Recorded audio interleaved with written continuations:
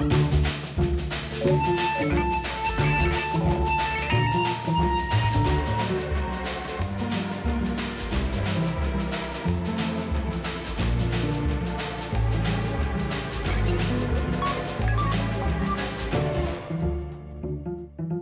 Grande Table des Idées, une émission programmée par Lucas Bretonnier et préparée par Laura Dutège-Pérez, réalisée par Thomas Beau avec aujourd'hui Ludovic Auger. Pourquoi n'en a-t-on pas fini avec la question de l'esclavage? Loin d'être de l'histoire ancienne, même si elle a débuté à la préhistoire, l'histoire de l'esclavage est aussi le lieu où se forge le futur, pour reprendre les mots de l'écrivaine Léonora Miano. Avec les historiens Cécile Vidal et Paulin Ismar, mes invités aujourd'hui, on va revenir sur cette question. Cécile Vidal est directrice d'études à l'EHESS, auteur d'une histoire sociale du Nouveau Monde, à paraître le 1er octobre. Bonjour. Bonjour. Et Paulin Ismar, à nos côtés également, professeur à l'université d'Aix-Marseille, auteur, entre autres, de La Cité et ses esclaves, paru au Seuil il y a 2 ans. Bonjour à vous, Paulin Ismar. Bonjour.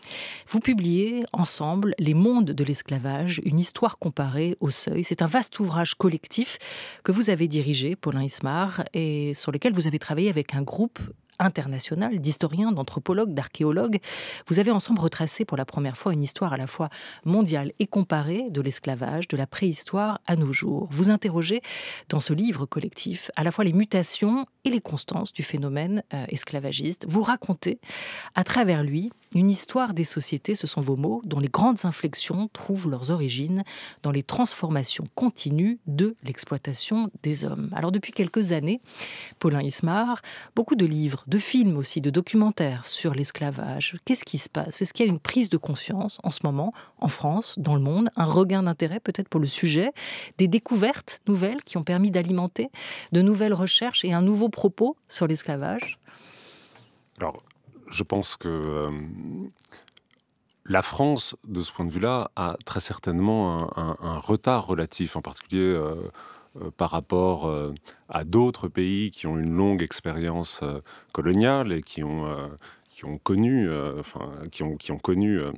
disons, l'histoire de l'esclavage dans la longue durée. C'est vrai qu'en France, disons, peut-être depuis la fin du XXe siècle, le début des années 2000, la question de l'esclavage s'est peu à peu imposée au premier plan de notre vie publique.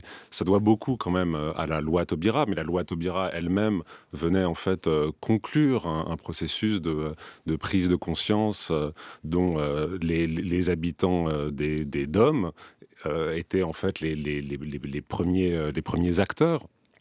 Et donc effectivement, bon, la loi Taubira, parce qu'on fête les 20 ans de cette loi, elle est de ce point de vue-là très importante. Et je crois qu'elle a aidé en fait le travail des historiens, c'est-à-dire qu'elle a loin de censurer la parole des historiens, elle a au contraire permis que la question de l'héritage de l'esclavage, en particulier dans la société française, devienne une question commune, qu'on en discute, qu'on en débatte et qu'on se mette à réfléchir à cette question. Et notre travail, de toute façon, évidemment, il se situe en partie dans le prolongement, disons, de ce qu'a permis cette loi Taubira. Elle nous a aussi aidé, cette loi, à changer le regard sur cette question-là. Peut-être pour en revenir à la genèse de votre projet, ce qui a motivé aussi ce gros projet collectif, votre démarche, cette envie, cette nécessité de décentrer le regard, de regarder cette question autrement ou d'ailleurs. Paulin Ismar, Cécile Vidal. Oui, c'est-à-dire que notre ambition, ça a été effectivement d'écrire une histoire mondiale de l'esclavage qui prenne en compte l'ensemble des sociétés, ou le plus grand nombre des sociétés qui ont pratiqué l'esclavage au cours de leur histoire, et en même temps de se livrer à un travail comparatiste, c'est-à-dire de réfléchir sur les différents systèmes esclavagistes au cours de l'histoire. Alors, les comparer, pas du tout pour essayer d'établir des grandes lois universelles de ce que serait l'esclavage, ou pour poser des invariants sur ce que seraient les sociétés esclavagistes au cours de l'histoire. Mais il nous semble que on réfléchit bien mieux en fait à la spécificité précisément de ce qu'a été le système esclavagiste, par exemple aux Amériques, ou dans le cadre dans le cadre des sociétés coloniales issues de la traite transatlantique, en les comparant à d'autres types de sociétés esclavagistes, celles de l'Antiquité gréco-romaine, celles des sociétés arabo-musulmanes dans la très très longue durée, celles aussi de très nombreuses sociétés asiatiques, où ou de l'Afrique précoloniale et coloniale. Donc c'est ce travail comparatiste, parce que nous on est chacun des spécialistes. Il y avait avec nous Benedetta Rossi, qui est historienne, anthropologue, africaniste. Donc on est spécialiste évidemment d'aires bien spécifiques. Mais on a voulu, de toute façon, mettre en commun nos compétences en faisant appel à un nombre considérable de chercheurs qui travaillent souvent depuis bien longtemps sur la question de l'esclavage pour réfléchir effectivement de manière comparée aux sociétés esclavagistes dans l'histoire. Voilà, chacun est spécialiste. Vous, de l'histoire grecque, Paulin Ismar, plutôt. Vous, Cécile Vidal, de la colonisation, de l'histoire sociale des empires. Cette histoire de l'esclavage, c'est une longue histoire de domination, de violence et de profit. Ce sont sur ces mots que s'ouvrait la série documentaire Les routes de l'esclavage de Fanny Glissant, à nouveau disponible en ce moment sur arte.tv. On en écoute un extrait. Ce qu'il faut bien comprendre concernant la traite des esclaves, et je dois toujours l'expliquer à mes étudiants américains qui ont d'emblée tendance à l'envisager sous l'angle moral des droits de l'homme, je leur dis d'aborder la question d'un point de vue économique. Dans ce cas, ce qu'il faut se demander, c'est d'où vient la demande de main-d'œuvre et quelle est la nature de cette demande. Jusqu'à la fin de l'Antiquité, la demande vient surtout de l'Empire romain. En 476, Rome s'effondre sous la poussée des invasions barbares. Sur des territoires morcelés, plusieurs peuples se disputent l'héritage de l'Empire. Visigoths et Ostrogoths à l'ouest, Slaves au nord, Berbères au sud, Empire byzantin, royaume de Nubie et tribus arabes à l'est. Dans toutes les sociétés, on trouve des esclaves. Peu importe d'où ils viennent. Ils viennent de partout, des steppes de l'Asie centrale à la Russie, en passant par toute l'Europe de l'Est, tous les pays slaves.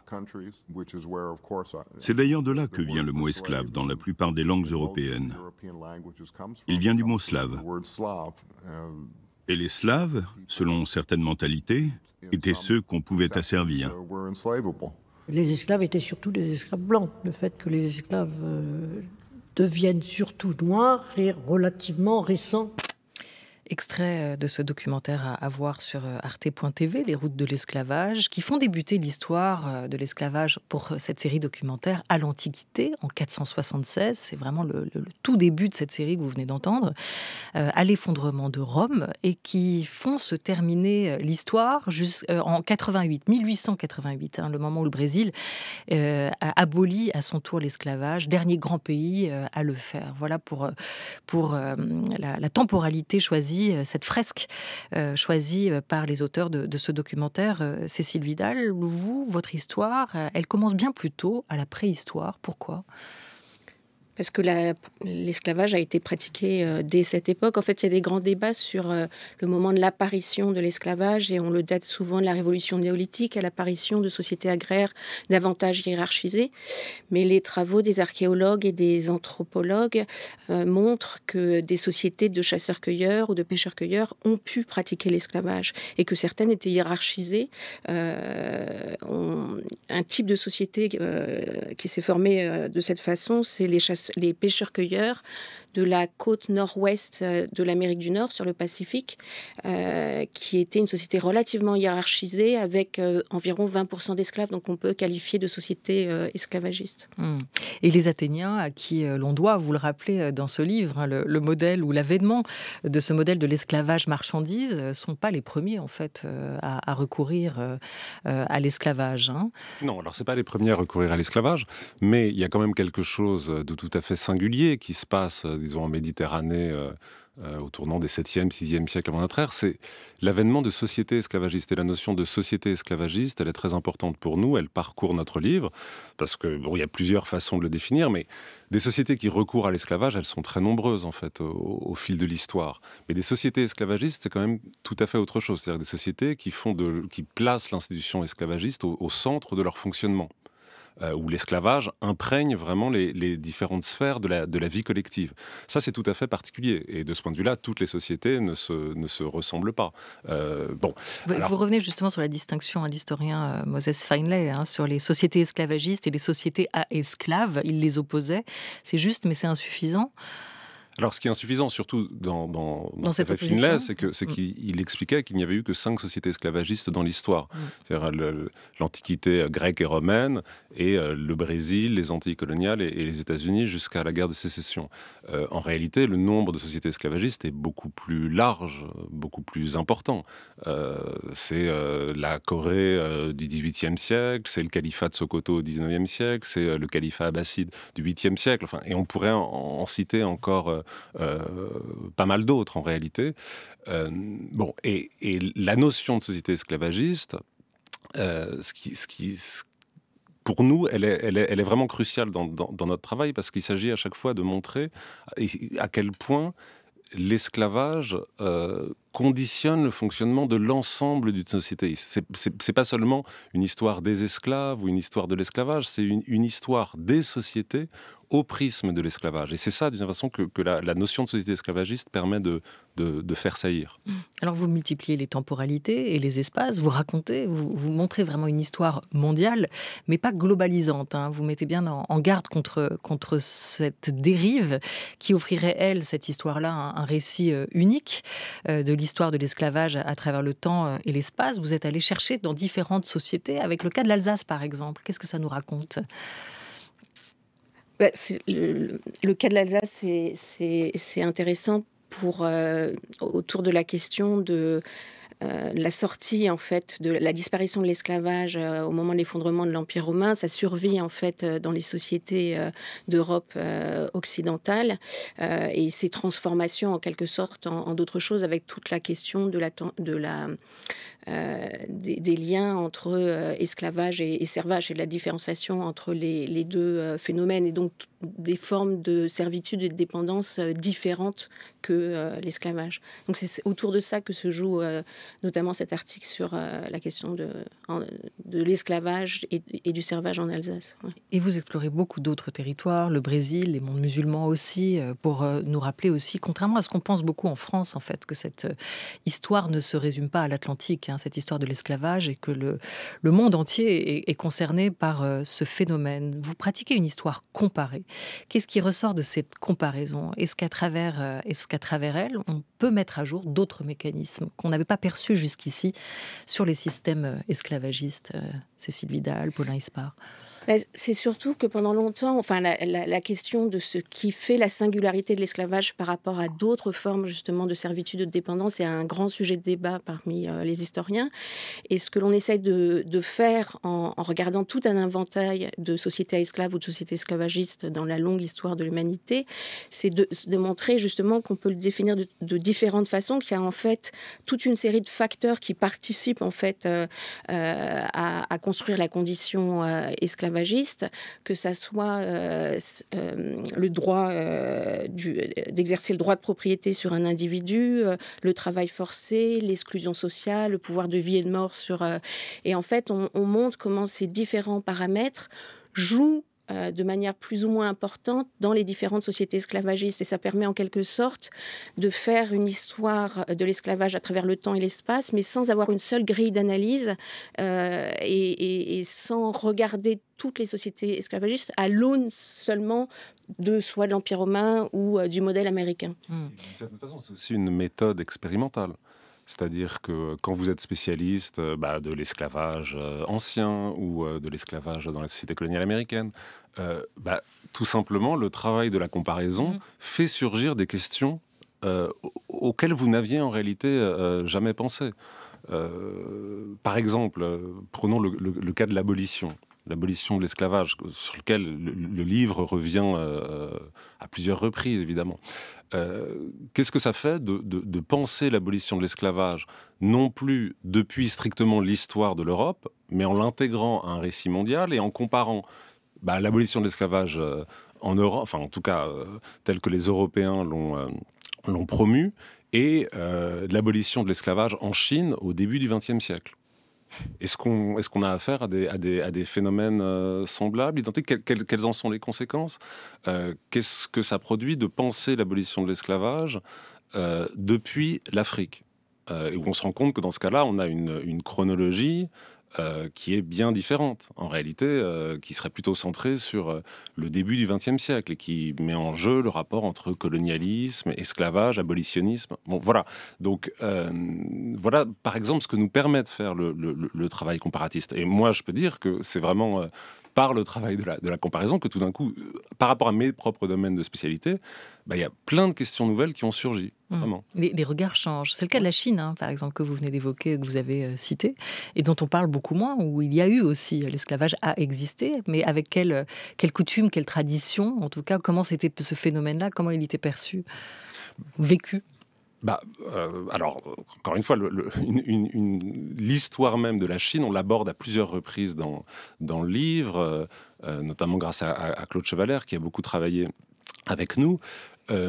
Par exemple, une des singularités de l'esclavage en Chine ancienne, c'est l'importance de l'esclavage pénal, qui est un phénomène absolument massif.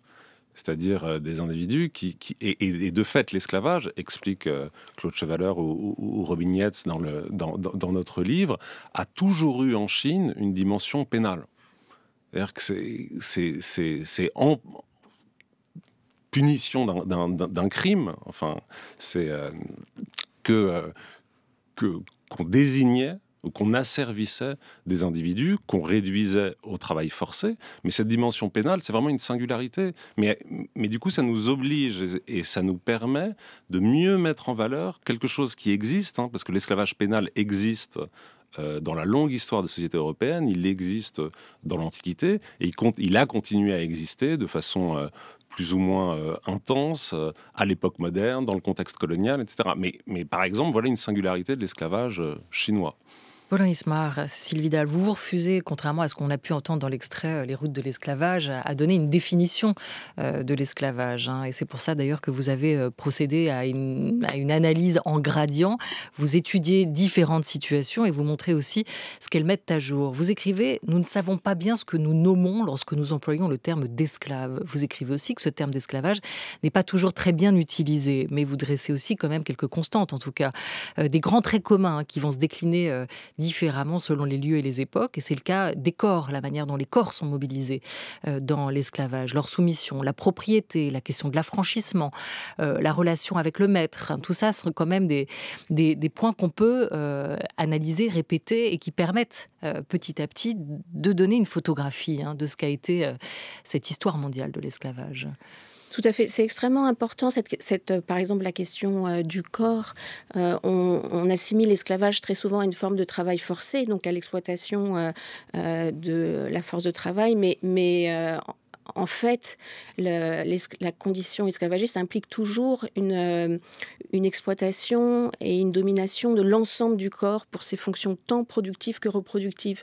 Il y a toujours une forme d'exploitation sexuelle, en fait, même quand la motivation est davantage économique, comme par exemple dans les Amériques coloniales.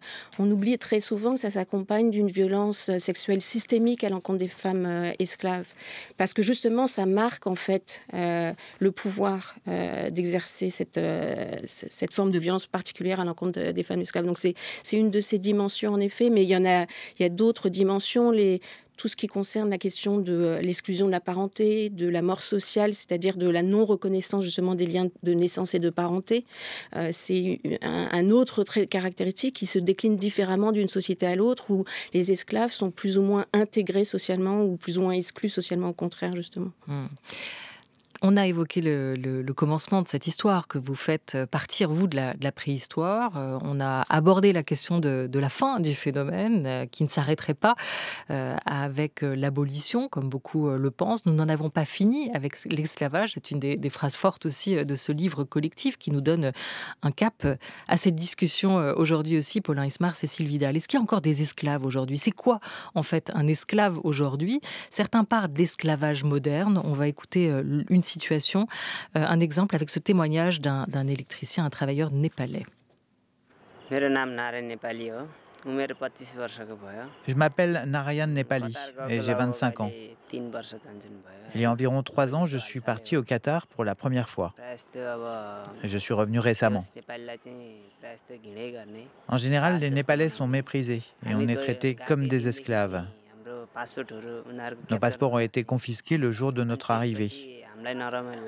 On éprouve une profonde indignation quand on vous confisque vos passeports, vous savez. Le travail sur échafaudage est extrêmement dur.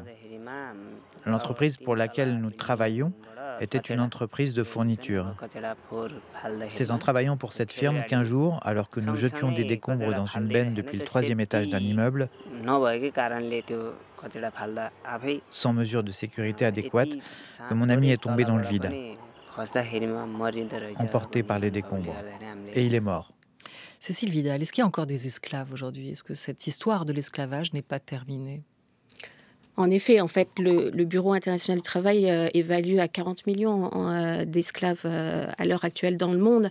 Mais le qualificatif d'esclave, en fait, le fait de caractériser des situations d'exploitation et de domination comme de l'esclavage est un enjeu juridique, politique, extrêmement fort. En fait, ce qui est assez intéressant, c'est qu'il y a vraiment une différence entre la manière dont nous, on peut travailler comme chercheurs en sciences sociales, essayer de voir les différents facteurs qui rentrent dans la définition de l'esclavage à travers l'histoire. Mais il faut mettre à côté le travail en fait de définition juridique et politique qui a accompagné les abolitions et l'essor des abolitionnismes. Et en fait, paradoxalement, en fait, l'essor abolitionniste, enfin la révolution abolitionniste de la fin du 18e, du début du 19e, et puis qui s'est continuée ensuite, a conduit à resserrer la définition de l'esclavage sur le modèle de l'esclavage américain, en le restreignant à l'exercice du droit de propriété sur autrui, parce que justement, il fallait enlever les autres formes de servitude de cette définition. Et puis à l'heure actuelle, dans un moment de lutte justement contre des formes d'exploitation contemporaine de l'esclavage, on a tendance au contraire à réouvrir la définition en incluant d'autres formes de domination et d'exploitation, comme le trafic d'êtres humains, la prostitution, le mariage forcé, parce que l'esclavage est devenu, en fait, juste à cause du combat abolitionniste, la forme d'exploitation et de domination considérée comme la plus extrême et condamnable pour cette raison. Il y a les mots, il y a la pratique. Vous parleriez peut-être plus volontiers de quoi? De formes modernes de servitude Alors moi, je veux dire, d'une certaine façon, c'est pas à moi de qualifier. C'est-à-dire que ce que nous, en tant que chercheurs en sciences sociales, c'est qu'on étudie la manière dont les sociétés, les juridictions s'emparent de ces questions et où ça devient un enjeu politique, parce que de qualifier un phénomène d'esclavage, c'est une manière de dire que c'est inadmissible, que c'est inacceptable. Mais le travail forcé, les autres formes de travail forcé que l'esclavage ne sont pas moins acceptables que l'esclavage. C'est-à-dire que peut-être parfois il faut réfléchir à la spécificité de chaque forme pour pouvoir mieux lutter en fait contre ces formes de domination et d'exploitation.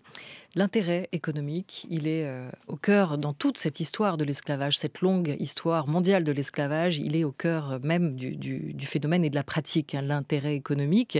Est-ce que vous diriez, Paulin Ismar, que l'esclavage est aux origines de la globalisation économique ? Alors, je ne sais pas si l'esclavage est aux origines de la globalisation économique, mais en tout cas, c'est un vecteur de globalisation, de mondialisation. Ça, c'est absolument certain. Et de manière générale, les sociétés esclavagistes se sont développées à chaque fois dans un contexte d'extension des marchés et de globalisation des échanges. Ça, c'est absolument certain. Toute la question qui est quand même à l'arrière-plan, c'est aussi d'essayer de penser les liens entre l'esclavage et l'essor du capitalisme à partir de l'époque moderne. Et de ce point de vue-là, pendant très longtemps, et notre livre va vraiment, montre évidemment le contraire. Pendant très longtemps, on a pensé, héritier, disons, de l'abolitionnisme du 19e siècle, que l'esclavage était un reliquat des âges obscurs ou un archaïsme que le capitalisme et l'avènement du travail libre avaient permis de dépasser, d'enterrer définitivement. C'est plus comme ça aujourd'hui qu'on peut penser les choses. La contribution, disons, de l'exploitation esclavagiste au développement du capitalisme dans la modernité, c'est évidemment une question centrale que le livre travaille et réfléchit. Les mondes de l'esclavage, c'est le titre de ce livre. Une histoire comparée. Vous avez dirigé ce collectif, Paulin Ismar. À nos côtés aussi, l'historienne Cécile Vidal. Le livre paraît au Seuil. Il est 13h21 et vous êtes avec nous encore pour quelques minutes pour en parler. France Culture. La Grande Table. Olivia Gesbert. L'ordre du jour appelle la discussion de la proposition de loi de Madame Christiane Taubira Delanon et plusieurs de ses collègues tendant à la reconnaissance de la traite et de l'esclavage en tant que crime contre l'humanité. Monsieur le Président, Madame la Ministre, Monsieur le Ministre, chers collègues, le sujet dont nous nous sommes emparés n'est pas un objet froid d'étude. Ce rapport n'est pas le script d'un film d'horreur portant l'inventaire des chaînes, des fers, carcans, entraves, menottes et fouets qui ont été conçus et perfectionnés pour déshumaniser. Il n'est pas non plus un acte d'accusation parce que la culpabilité n'est pas héréditaire et parce que nos intentions ne sont pas de revanche. Il n'est pas une requête en repentance parce que nul n'aurait l'idée de demander un acte de contrition à la République laïque dont les valeurs fondatrices nourrissent le refus de l'injustice. Il n'est pas un exercice cathartique parce que les arrachements intimes nous imposent de tenaces pudeurs. Il n'est pas non plus une profession de foi parce que nous avons encore à ciseler notre cri de foule. Pourtant, nous allons décrire le crime, l'œuvre d'oubli, le silence et dire les raisons de donner nom et statut à cette abomination. Votre livre paraît l'année du 20e anniversaire de la loi Taubira du 21 mai 2001, qui a reconnu l'esclavage comme crime contre l'humanité. Il paraît aussi 173 ans après le décret d'interdiction de 1848 en France. Et pourtant, Cécile Vidal, pourquoi c'est un sujet, l'esclavage, qui reste difficile à aborder sereinement, tout particulièrement ici, en France ? Parce que nos sociétés demeurent marquées par les héritages à la fois de l'esclavage et de la colonisation qui sont liés dans le cas français et qui ont une histoire complexe dans les colonies américaines ou à La Réunion, à Maurice, dans les Mascareignes, mais aussi en Afrique. C'est-à-dire que très souvent, justement, quand on pense aux abolitions, on s'arrête en 1848 dans le cas français. On oublie qu'en 1848, la France possède très peu encore de territoire, n'a pas encore colonisé l'Afrique, si ce n'est en Algérie un peu et au Sénégal, mais que c'est suite à la colonisation au cours du 19e et surtout à la fin du 19e et au début du 20e siècle que la question va se reposer différemment des rapports entre colonisation et esclavage, avec la lutte contre la traite et l'esclavage comme justification en fait de la conquête coloniale, sans pour autant que les colonisateurs luttent en fait contre ces phénomènes. D'où une abolition extrêmement tardive en Afrique. Et c'est ce volet-là, en fait, de l'abolition qu'on oublie très souvent également en France. C'est-à-dire que c'est une question brûlante pour les sociétés domiennes, pour la société métropolitaine dans laquelle vivent de nombreux domiens, qui est concernée au premier chef. Tout un chacun, en fait, est concerné par cette question, mais aussi dans son rapport à l'Afrique pour la traite transatlantique, mais aussi pour la suite de cette histoire au cours du 19e et du 20e siècle. Et on oublie très souvent ce volet contemporain de cette histoire. Voilà, et Paulin Ismar, vous parlez de ce souvenir de la traite et de l'esclavage cantonné à un statut d'extraterritorialité. Le cas de la métropole était particulier, avec un récit national qui a souvent fait de l'esclavage une parenthèse. Alors aujourd'hui, il arrive qu'on déboulonne les statuts à tort ou à raison. Je vous propose de retourner en son au jour, ce 23 juin 2020, où la statue de Colbert a été taguée, et d'entendre les mots juste derrière de Léonora Miano, qui signe le prologue de votre ouvrage.